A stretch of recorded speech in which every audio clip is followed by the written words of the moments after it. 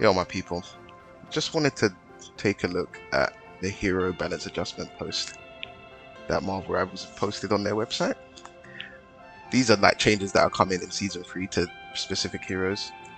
They did talk about it in their recent video on YouTube, so if you go on their Marvel Rivals YouTube channel, you can see what the devs have to say, like what's upcoming already. But this is just a post of like things that they were changing for heroes in season 3. So let's go ahead and have a little read. No script, by the way, just reading this straight out. So let's get into it. Alright, greetings rivals. Even heroes need a little fine-tuning. We've zapped, buffed, and balanced. Let's see what's changing in season 3. Okay, so adjustments here, we got Emma Frost. Now, I do play Emma a lot, and I don't think, in my opinion, that she needs a nerf, but let's just read and see what they're actually changing. So for Emma Frost, looks like the White Queen is trading a bit of offense for glam. Her damage and her survivability in diamond form are taking a slight hit. Okay. Reduce telepathic pulse damage at 99 energy from 120 seconds to 110 seconds, and from 150 seconds to 140 seconds at 100 energy. So they're just reducing the damage of her primary, which is okay, I guess. And then reduce diamond form damage reduction from 30% to 25%. I think that might actually be a little bit of a noticeable difference. But I don't think she survived that long in diamond form, to be honest, but that's just me.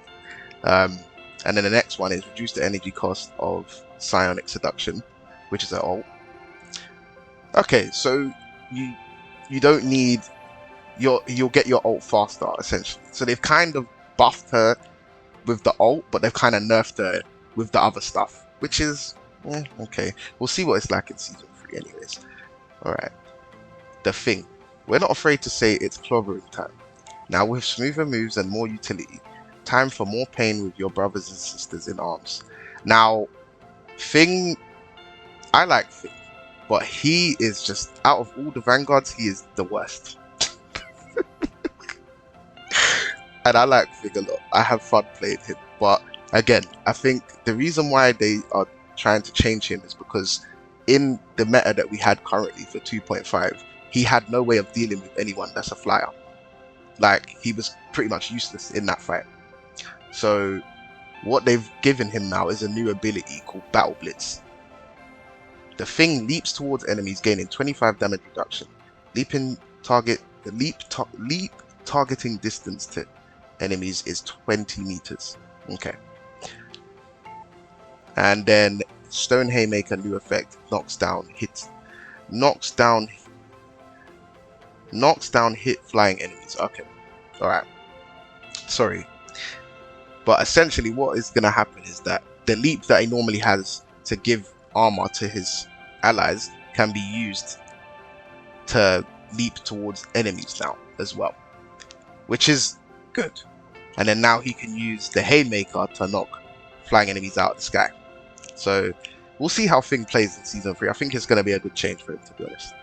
Alright, now we got Venom. Venom's getting a buff, I believe. Venom's got a stickier grip. His control after diving in is now slightly more terrifying.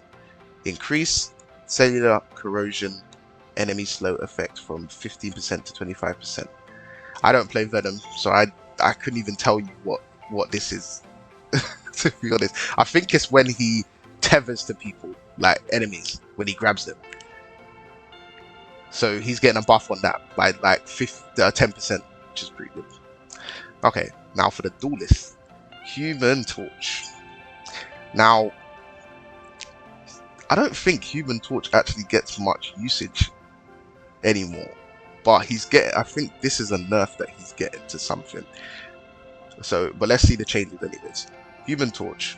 Flame on, but mind the heat. Johnny's getting a team up anchor effect, but a little less firepower to balance things out.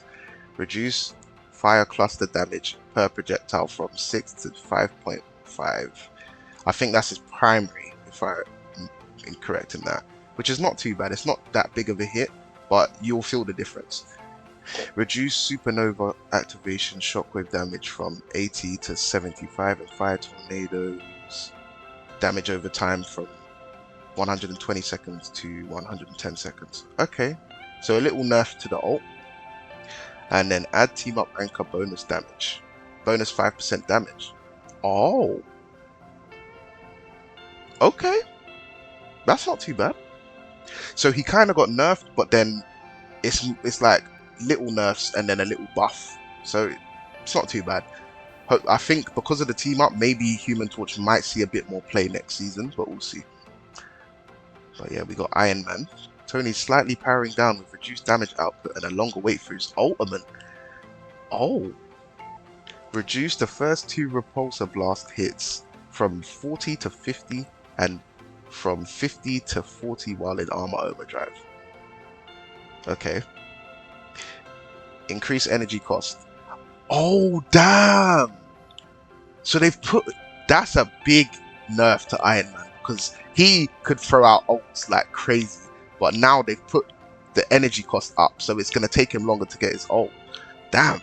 Iron Man players, I do feel it for you a little bit, bro, because that is a big increase to energy cost. Like, you're going to have to wait a longer time to get ults now, which is crazy. Wow. Oh, man. Alright, moving on. We got Mr. Fantastic. The stretchy genius gets slightly less tanky in his inflated state. Reduce inflated state bonus health from 400 to 350. That's not that big of a change, but I think you will see Reed surviving less because of that change. Because I can't lie, Mr. Fantastic is fucking annoying. Like, he's very annoying. But I actually like playing Hudson, so we'll see. Alright, we got Namor. Namor, I think, is getting a buff, but let's read it. The Submariner surges forward with smoother aim and slightly sharper tridents. Increased Trident of Neptune projectile damage from 70 to 75 and projectile speed from 120%. Okay. From 120 to 150. I think, is that miles per second? I don't know. But anyways, what they're essentially saying is his projectile damage is more and his projectile speed is going to be quicker. So things are going to be traveling faster to hit your targets. So yeah, pretty much a buff for Namor. And then increased Wrath of the Seven Seas projectile speed. Okay, so I think they're just trying to make his tridents travel faster and hit a bit harder as well, which is good. Alright, so we got Scarlet Witch. Wanda's ultimate just got a little more hextra. Okay. Reduce max slow rate during reality erasure charge period from 35 to 25 and increase damage from 750 to 850. Okay, that's kind of a big change to the ultimate. Hopefully you will see the difference, because I can't lie, Scarlet Witch's ult, it's a bit underwhelming at times. So yeah, and I like Scarlet Witch. Easy to play, but like even with the ult, yeah, it's a struggle sometimes. But moving on, we got Spider-Man. Web Warriors rejoice. Spidey loses his team up anchor bonus, but gains a new team up ability and a bit more bite. Increase get over here kick damage when pulled to enemies from 50 to 55. Increase spider power mid-air damage from 50 to 55, and increase amazing combo damage from 55 to 60.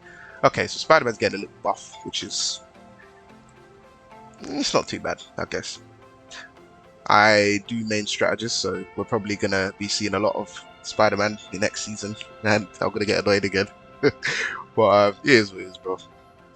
Punisher's getting nerfed now, which is annoying, because I actually wanted to get Punisher to Lord, but I'm still gonna get Punisher to Lord anyways. But let's see what the nerf is gonna be. I believe it's like about his turret and some other stuff. I think they might be upping his ult, like it might take longer to get his ult, but let's read it anyways and see. Frank's turret is losing some sting, and his ultimate is going to need more juice. Reduce culling turret projectile damage from 12 to 10 and decrease spell field damage from 12 to 10. Okay, so the damage is getting reduced. Okay, and increase the energy cost of final judgment. Okay, so his ult is gonna take a bit longer to charge. Fair enough. Now, Bucky is getting a little buff, I believe. Okay, because I really like using Bucky, but I think sometimes damage fall off does play into things a bit where I'm not able to hit shots sometimes because either my aim's bad or I'm not doing enough damage to an enemy and they're just getting healed basically. So essentially, let's read what's happening. Bucky's getting a little more dangerous from downtown. Adjust roster stern damage fall off maximum at 40 meters from 60% to 70%. So the damage fall off is it's being extended, so you'll be able to do more damage. You'll still be able to do damage from a specific range, and then once you move out of that range, that's when the damage fall off starts to creep in. So now that's being extended, which is good. I think he needed that, to be honest. Wolverine. Logan's control frequency is taking a slight hit as he now needs more time to sharpen those claws between leaps. Increase feral leap strike duration from 4 seconds to 5 seconds and increases its cooldown from 12 seconds to 15 seconds. So your leap is not going to be coming back as quick as it was with Wolverine, but that doesn't matter because you're still going to see a lot of Wolverine next season because of his new team up. But moving on. Strategist. Invisible Woman, yes, Sue. I do play a lot of Sue, so I do like that she's getting a buff. Sue's healing is a little more reliable. Now that's fantastic. Increase orb projection healing on launch from 40 to 45 and damage from 20 to 25. Reducing healing on return from 40 to 35 and damage from 20 to 15.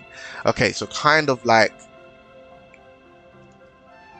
a buff to when it's on launch, and then when it's kind of a nerf when it's coming back to you. So you know how it's like a bouncing thing, like it bounces off of people and it comes back to you.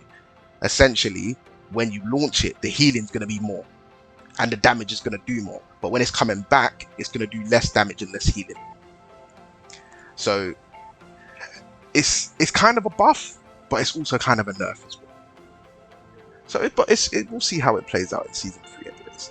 Right, so we have Loki.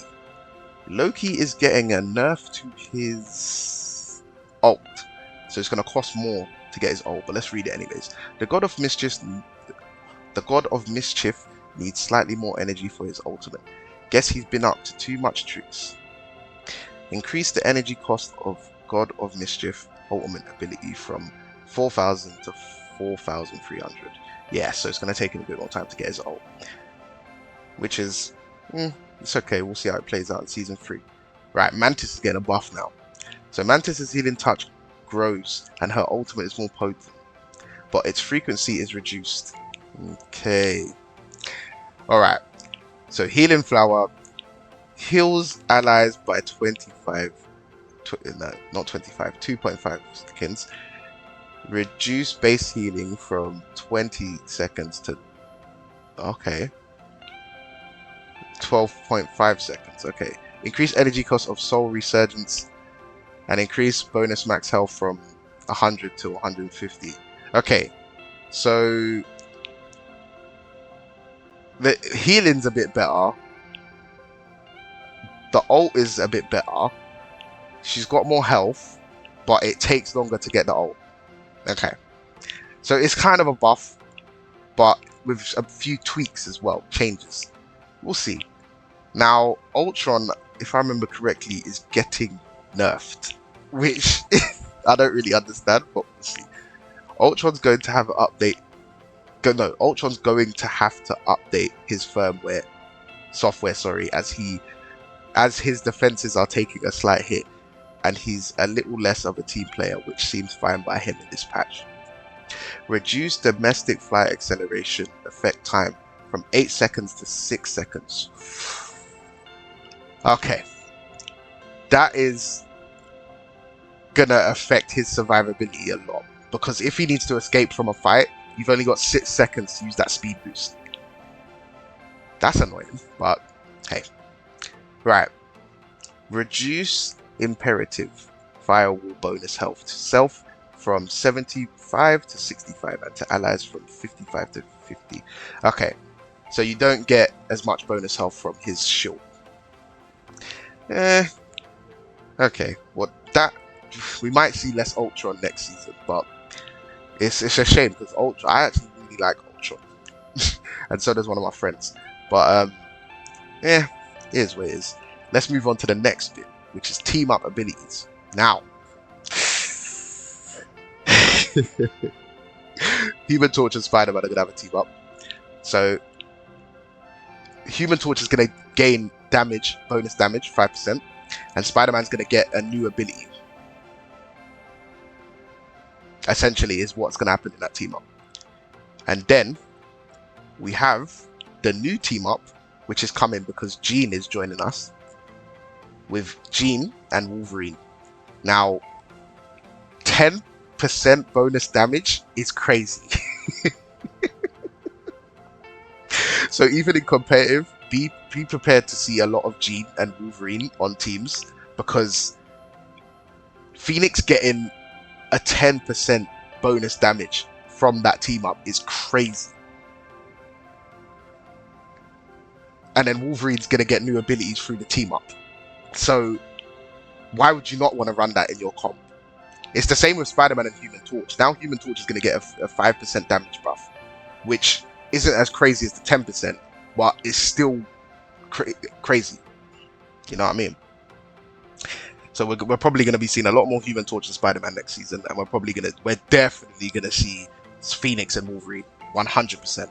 Wolverine is going to see a lot more playtime next season.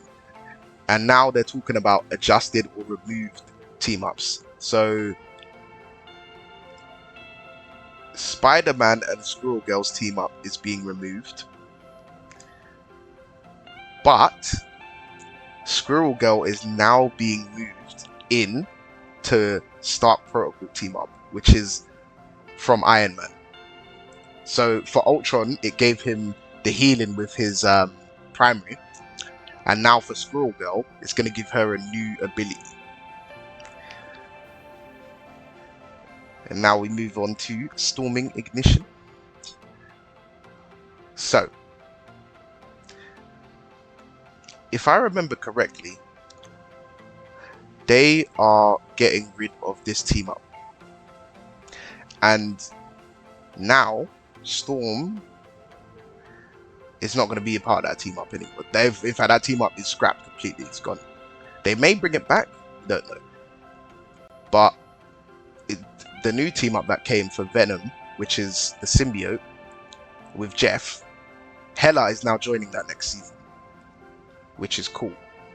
So we're going to probably see, we might see some Venom, Jeff, and Hela on teams because of the new team up. So we'll see what happens. But yeah, balance changes. So the Guardian Revival team up is going to be reduced a little bit. The cooldown is going to be longer for Star-Lord and Mantis to revive. It's going to go from 120 seconds to 135 seconds, which is not that big of a deal because it's still a long cooldown anyways. But we'll see how that plays out. And then we got Symbiote Shenanigans. They're increasing the power of Jeff's team up ability from this.